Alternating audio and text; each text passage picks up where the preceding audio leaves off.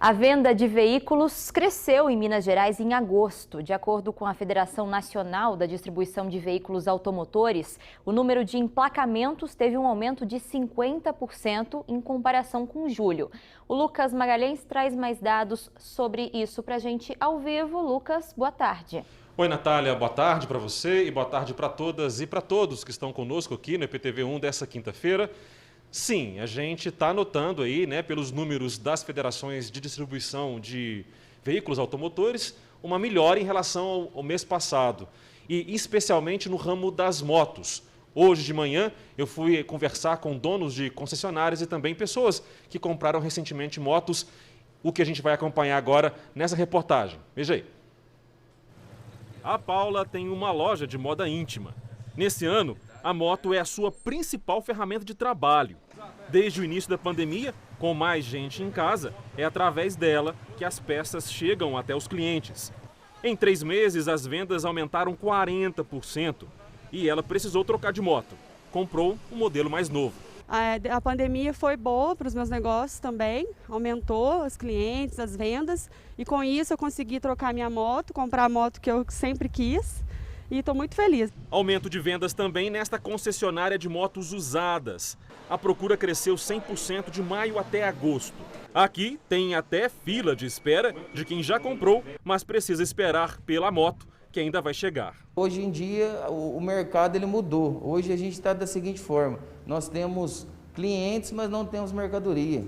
Então, como diz, o mercado de moto hoje, a pessoa está enxergando que é um meio de transporte muito rápido, muito ágil e muito econômico.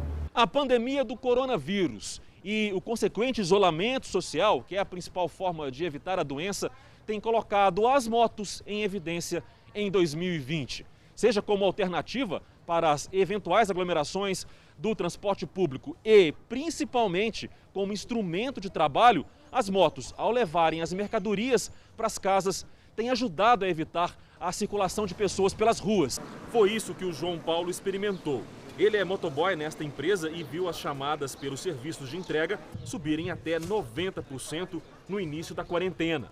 Aí, há 4 meses, ele conseguiu comprar uma moto nova. Eu acredito, assim, desses anos todos, esse é o auge que está as entregas para os motoboys. O melhor momento.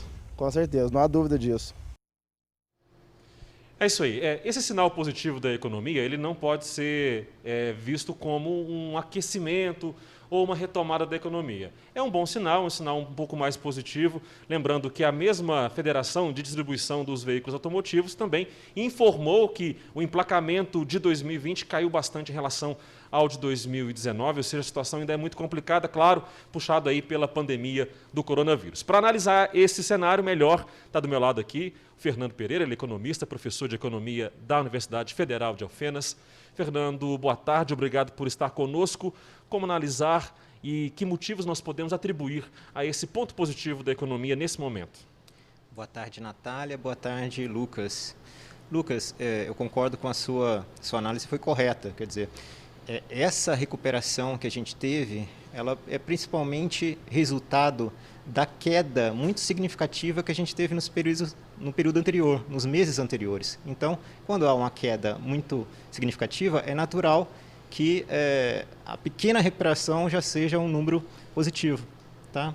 E isso é importante, a gente não pode minimizar. É claro que a importância desse número positivo é que, digamos, o país pode ter superado, ou o setor ou o país pode ter superado aquele ponto pior, mais baixo da queda recessiva. Tá? Por outro lado, isso está longe de significar uma recuperação, principalmente uma recuperação significativa. Por quê? A própria base que a gente tem de 2019 para 2020 ainda é muito, quer dizer, a queda ainda é muito significativa se a gente pensar em agosto, em relação a agosto do ano passado.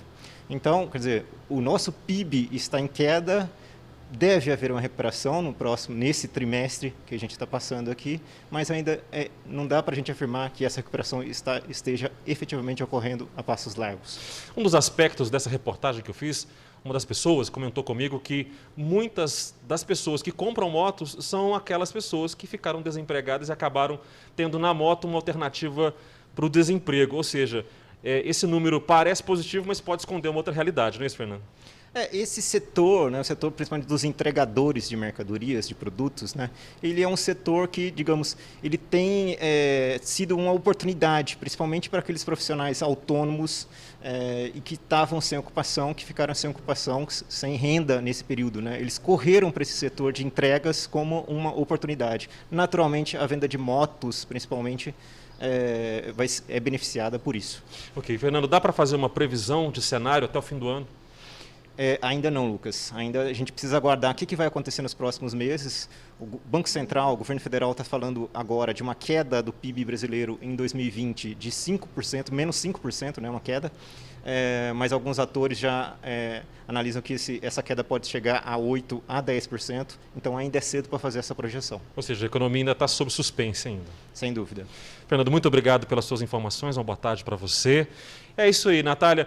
Que nosso recado com essa reportagem seja o seguinte: se você está em casa, não precisa sair, é só ligar para o motoboy que entrega qualquer mercadoria que você preferir e que você precisar. Então, antes de sair de casa, pense se aquela mercadoria pode ou não ser entregue na sua casa por um desses profissionais. Volto com você. Você fica seguro então e ainda ajuda o setor, né, Lucas? Obrigada e agradeço também ao professor Fernando por participar com a gente.